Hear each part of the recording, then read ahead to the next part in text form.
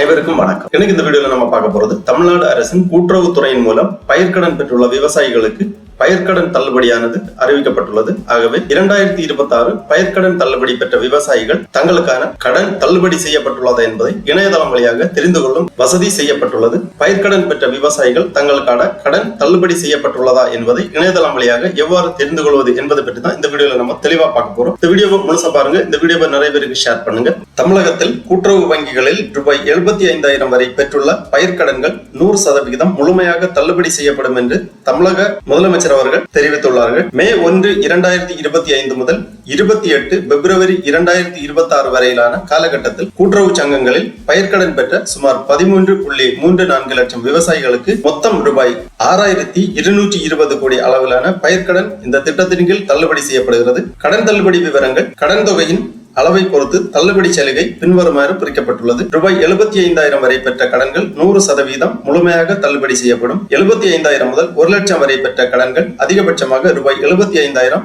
தள்ளுபடி செய்யப்படும். 1 லட்சத்திற்கு மேல் பெற்ற கடன்கள் அதிகபட்சமாக ரூபாய் 35,000 வரை தள்ளுபடி செய்யப்படும். பயனாளிகள் தங்களுக்கான கடன் தள்ளுபடி செய்ய பட்டியலை இணையதளம் வழியாக சரிபார்க்கும் வசதி மேற்கொள்ளப்பட்டுள்ளது. கூட்டுறவுத்துறையின் அதிகாரப்பூர்வ இணையதளத்தில் சென்று பயிர்க்கடன் தள்ளுபடி பயனாளிகள் தங்கள் பட்டியலை தெரிந்து கொள்ளலாம். அதற்காக இந்த வெப்சைட் ஓபன் பண்ணிக்கோங்க. www.kutravu.tn.gov.in. இந்த வெப்சைட்டோட லிங்க் நான் டிஸ்கிரிப்ஷன்ல கொடுக்கிறேன். இதான் கூட்டுறவுத்துறை டிபார்ட்மெண்ட் ஆஃப் கார்ப்பரேஷன் அதிகாரப்பூர்வ இணையதளம். இந்த இணையதளத்தில் தான் 2026 பயிர்க்கடன் தள்ளுபடி செய்யப்பட்ட பயனாளிகளின் பட்டியல் கொடுக்கப்பட்டுள்ளது. இந்த வெப்சைட்டை ஓபன் பண்ணீங்கன்னா இதுல நிறைய தகவல்கள் எல்லாமே கொடுக்கப்பட்டிருக்கும். இந்த மெனுவிலேயே பயிர்க்கடன் தள்ளுபடி 2026 அப்படிங்கிற ஒரு ஆப்ஷன் இருக்கு. அதாவது ஆங்கிலத்துல பாத்தீங்கன்னா கோர்ப் லோன் வெய்வர் 2026 அப்படிங்கிற ஒரு ஆப்ஷன் இருக்கும். இதுல நீங்க கிளிக் பண்ணிக்கோங்க. உடனே இந்த மாதிரி பயிர்க்கடன் தள்ளுபடி 2026 அப்படிங்கிற ஒரு பேஜ் வரும். இதுல கொடுத்திருக்காங்க TNEGA ஆய்வுக்கு முந்தைய மண்டல வாரியான கடன் விவரங்கள், TNEGA ஆய்வுக்கு பிந்தைய மண்டல வாரியான கடன் விவரங்கள், அந்த மாதிரி 2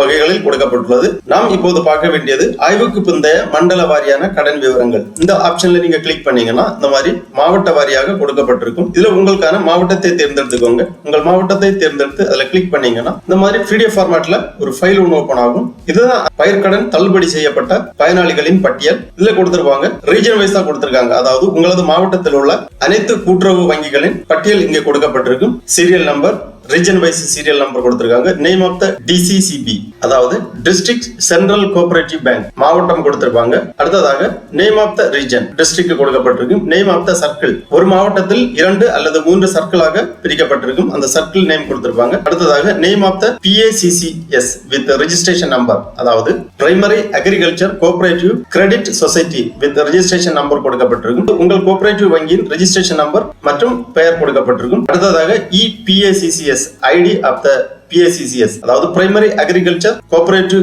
கிரெடிட் சொசைட்டியின் ஐடி கொடுக்கப்பட்டிருக்கும். ஃபார்மர் நேம் கொடுக்கப்பட்டிருக்கும், அதாவது விவசாயியின் பெயர் கொடுக்கப்பட்டிருக்கும்.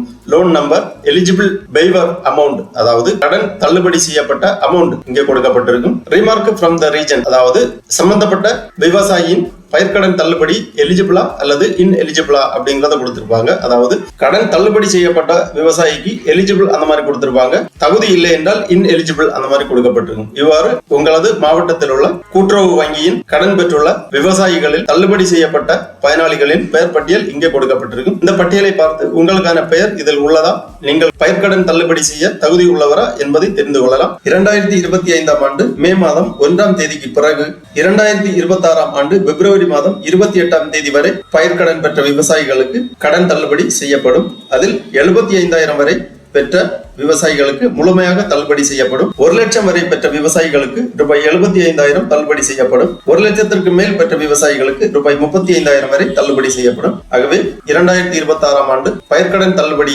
செய்யப்பட்ட விவசாயிகளின் பட்டியலை இந்த இணையதளத்திலிருந்து பார்த்து தெரிந்து கொள்ளலாம். ஓகே நண்பர்களே, இந்த வீடியோ உங்களுக்கு உபயோகமா இருந்துச்சுன்னா லைக் பண்ணுங்க, ஷேர் பண்ணுங்க. அனைவருக்கும் நன்றி, வணக்கம்.